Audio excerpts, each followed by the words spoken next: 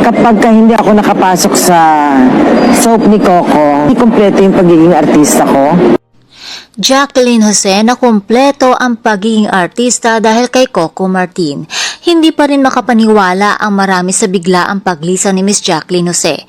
Binalikan naman ang kanyang naging panayam nang maging bahagi ito ng top hit series Batang Quiapo, na kung saan idinatalye nito kung ano nga ba ang ibig sabihin ng Batang Quiapo at ni Coco Martin sa kanyang showbiz career. At ayon kay Miss Jacqueline, kapag hindi daw siya nakapasok sa soap ni Coco Martin, parang hindi kumpleto ang kanyang pagiging artista.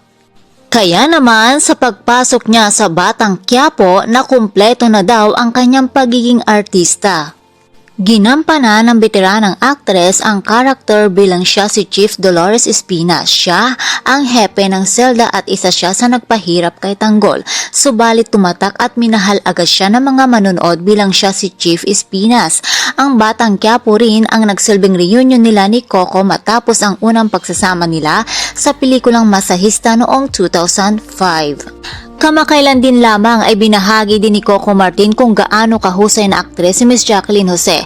At bilang isa si Coco sa direktor ng Batang Quiapo, sinabi niyang kapag sina Jacqueline Jose at Irma Adlawan na ang magka-eksena ay halos ayaw niyang ikat dahil sa husay ng dalawa. Ayon nga kay Coco, ang sarap-sarap nilang panoorin. Kaya naman nagdadalamhati ngayon ang buong cast ng Batang Quiapo at Dreamscape sa pagpanaw ng veteranang aktres.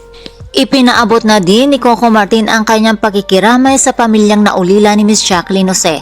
Isang icon na naman ang lumisan sa showbiz industry. Tunay ngang hindi matatawaran ang husay at galing ng nag-iisang Jacqueline Jose.